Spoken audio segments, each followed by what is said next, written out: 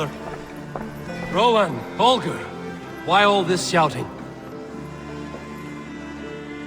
Eivor, thank Tyr. I heard shouting. Is something wrong? Holger robbed me, and I demand he be punished. Raw disappointed word. Does the deer rub the stream when she takes a drink? Does a cow rub a field when he crops on sweet grass? Eivor, this matter requires sensitive judgment. Will you?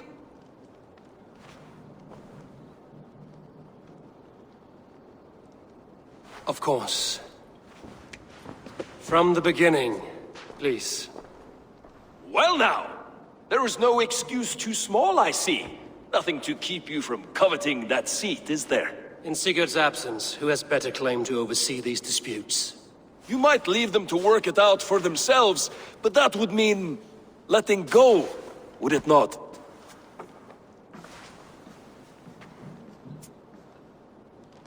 Please start again. Tell me all that has happened. I will start. I have been falsely accused by this Saxon Philistine. A filly what? Are you mocking me? Silence, please. I will hear both of your complaints and render a decision, awarding compensation if needed. Understood? Holger, let me hear your side. Eivor, you have known me as a skald for years. You have seen how my poems bring life and joy and wisdom to our people. And you know that my work requires a certain, let us say, freedom to make use of rare resources to compose my verses. Often when lacking the proper tools, I have made use of novel items. Alvis's walking stick, Tovi's inks, all were given gladly. You cut off my horse's tail to make a brush, you bleeding... Rowan? As I was saying, this morning in the throes of poetic reverie, I realized that my latest piece required delicate brushwork. I could have used a frayed stick, some cloth, my hands, but no. I needed something gentler, softer. To make a perfect brush, I needed the fine hairs of a well-raised horse. And so I availed myself of a local resource. You clipped Alfgafur's tail to the rump without asking. It was early. I did not wish to wake you. Thank you, Holger. I believe I understand your position. Rowan, tell me your version of these events. As you are aware, Holger and I are neighbors. Near enough that I often catch him at my stables, stealing my tools. Borrowing. Holger, let him speak. Stealing, borrowing. My point being, I have always allowed him to use whatever he pleased. I greatly admire your Norse generosity and had hoped to match it. But this morning, Holger stretched the limits of my grace. Entering my stables for their feed, I found my most beautiful, gentle mare stripped of her tail. Bereft, not a strand in sight. I am ashamed to say my natural suspicion drew me to Holger, and how right I was. For when I peered across the lane, there he was, gripping a horsetail brush slathered with indigo, dragging it across a sheet of... Painting, Rowan. I was painting. You make it sound so crude. You see? Such willful arrogance. It will take ages for Ilgafur's tail to reach its former length. I demand compensation. I understand. Thank you, Rowan. I believe I have heard enough. If you will... My horse looks like a fool, Eivor. No handsomer than a donkey now. You must do something. Do not conflate hair with beauty, Rowan. She remains radiant. Elgifur's hair will grow back in no time. Quiet, both of you. Now listen. I believe I have heard enough. If you will... My horse looks like a fool, Eivor. No handsomer than a donkey now. You must do something. Do not conflate hair with beauty, Rowan. She remains radiant. Elgifur's hair will grow back in no time. Quiet, both of you. Now listen. Holger, Rowan is clearly in the right. You sheared the tail from his horse without gaining permission. I borrowed the tail. Borrowed! Does the reality of regrowth not make this a victimless crime? It is a two-victim crime, Holger. Though they are unharmed, you took without asking, and that will not do. As the horse's value has diminished significantly, you will pay Rowan its market price. But the horse was not for sale. Rowan, admit it. My decision is final, Holger. Pay what you owe, and meet tomorrow as friends. And if I do, may I keep the horse? Pay the man and be done with it. Rowan, does this satisfy you? It does. Thank you, Eivor. Good. Then by Tyr's blessing, let this matter rest. We're done here. Return to your homes in peace.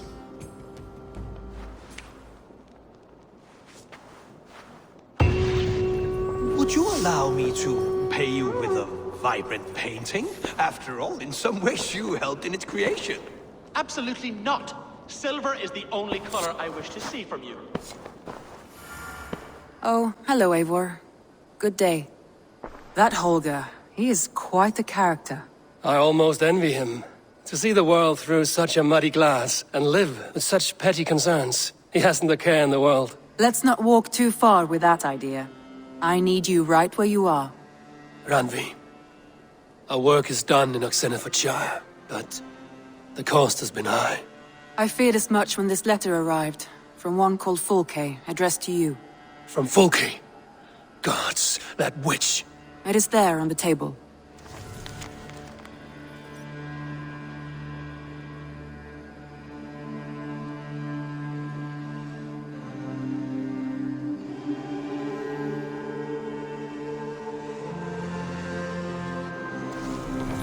Fulke is with the Order of the Ancients. The same order Kjotve followed. The order that Basim and Hytham have pledged to destroy. Eivor, what has happened? Sigurd has been taken hostage, captured by King Alfred, and given to a woman named Fulke. A very dangerous woman. What does she want with him? I will spare you Fulke's ramblings, but know this. Sigurd did his part to secure an alliance with a thane called Gidrich. Gidrich is an honest man, and will come when I call. Until that time, Basim will locate Fulke. Look for his message when it comes. Some interesting news. King Ceolwulf has sent Ceolbert to Shropshire. He hopes to install him as Elderman there. Good for Ceolbert. He should do well considering all he has learned from you.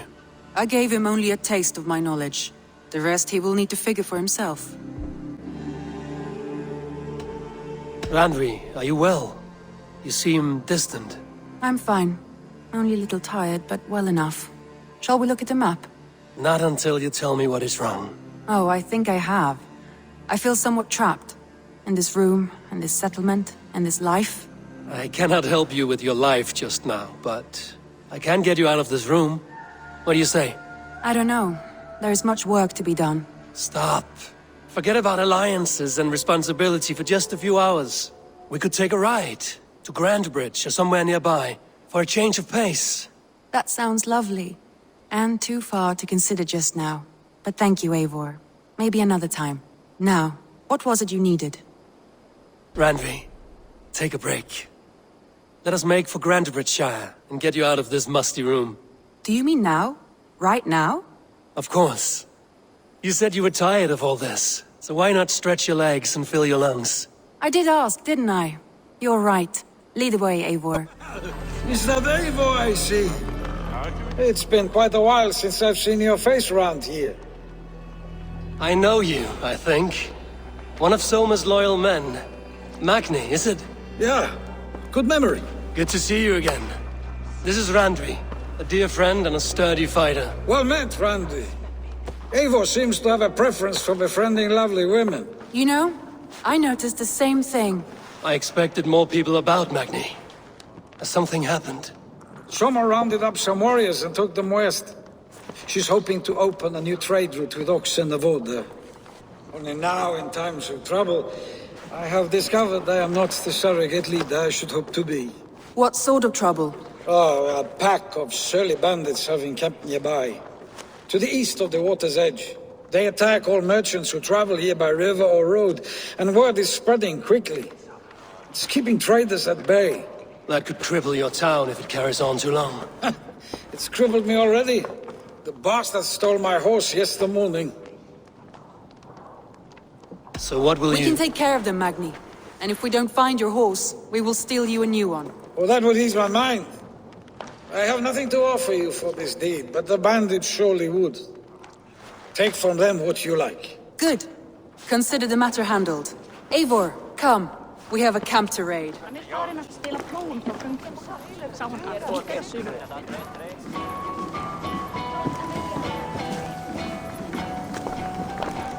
Magni, we solved your bandit problem. Did you? Well done! And did you find my sweet mare? Your horse is outside, waiting for you. Thank the gods he is safe. And thank you, Eivor. And your friend Randvi, wherever she is. She is here somewhere. Eivor! Over here! What are you playing at? A drinking contest. You versus me. Wolf-Kissed versus Table Maiden. Randvi, we can do better than Table Maiden. Mead Queen, then. All right, let us drink. Beautiful.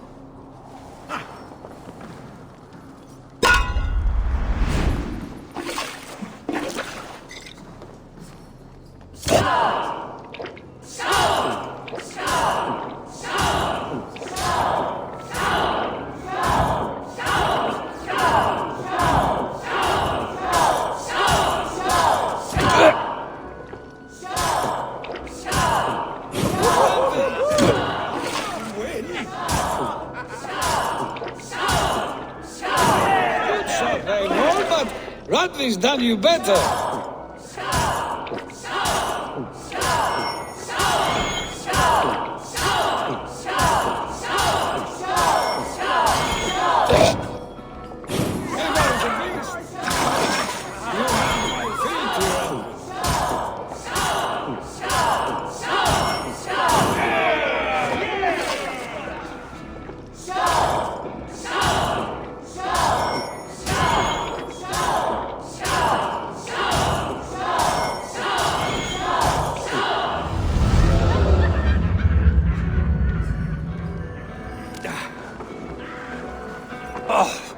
Any more and I'll drown. Ha! I am the Mead Queen, slayer of wolves and barrels. I told you I would drink you under the table. So, are you satisfied? My head is ringing like a bell. More than satisfied. Now come, we'll ride this off and take in the air as we head home. After just one more stop. Randvi. It's a sunken tower near a waterfall, close to home. We can stop for a look, and then you are free of me. It's near the highest point of a hill, just south of the settlement. Easy to spot, I'm sure. All right, one last stop then. I know it might not show, Eivor, but I am terribly excited. Oh, it shows. Leaving already? Well, I do hope to see you again. Randvi, return any time. I might have to, Magni. Thank you for everything. No, thank you. Safe travels.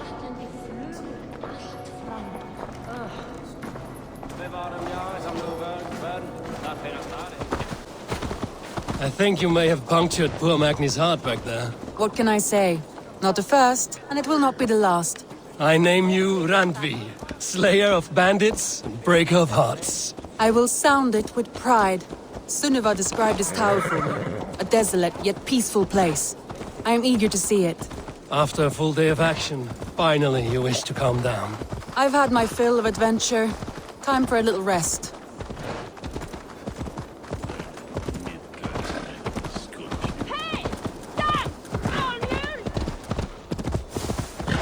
Fine. Move on, please. I was wondering something.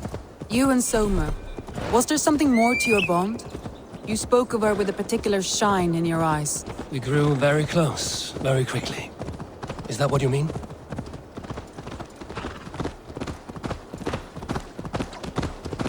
No, I mean...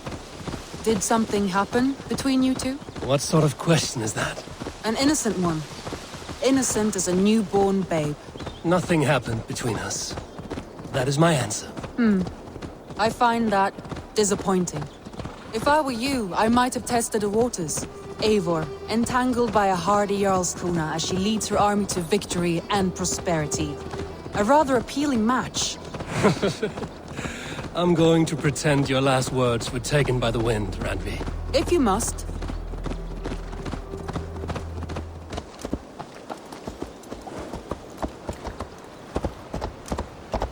Just as beautiful as Sunniva's stories tell. Can you imagine how it looked when it was first built, hundreds of winters ago? Sometimes when looking at a map, I imagine little people in their little armies, traversing the land. And now, staring at these ruins, I imagine people of old, how they lived, never knowing what would become of their monuments. You have a fertile imagination. I want a view from the top. Shall we? Lead on.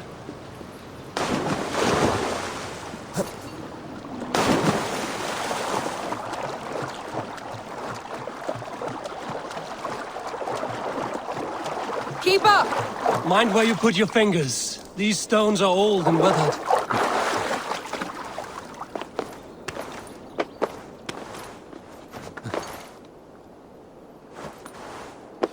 You climbed well for one who folds maps. You jest, but I have raised the frames of longhouses and hammered the ribs of longships.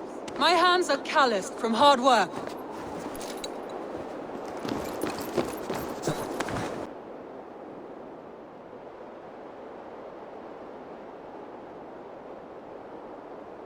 A stunning view. It reminds me of my early years in Norway. How I used to climb the hills beyond the wood. You have an adventurous heart. I hardly see it behind the table, but now I've watched you scale a tower in furs, soaking wet. I was rowdy in my youth. Hunting, sailing. I was a wildling of the open air before I became this staunch and stoic woman. Married off in service of peace between two clans. A noble and worthy role, but not one I had ever imagined for myself. You would have made a fine wandering warrior. A Jomsvikinger, free to come and go as she pleased. I think so too. It may be we would have sailed together over the open seas, raiding or traveling. Or faced each other on the field of battle. Without your marriage to Sigurd to secure peace, our clans might still be at war. True. Very true. Thank you for today. Every bit of it has been a dream, and I'm not keen to wake. Then don't. I can stay here as long as you like. Yes. What was that? Oh no, I'm sorry. I shouldn't have. I got away from myself. No need to apologize. Sigurd is your brother, and I have put you in a very difficult position. The heart does not do politics like the head. It may be the meat, it may be the air, but there's no need to apologize. I am sober enough. But the truth of it is, I have felt this way for some time now. I care for you, Eivor. That is comforting to hear. I have long felt the same way, but I banished the thought that this would ever happen. Many times I wished to tell you. Wished to say what was in my heart and what I desired, but duty kept me from it. Say all you like. Today has meant so much. We rode, we fought, we drank, we laughed. You showed me your world. Not in words, but deeds. Deeds are more direct than words.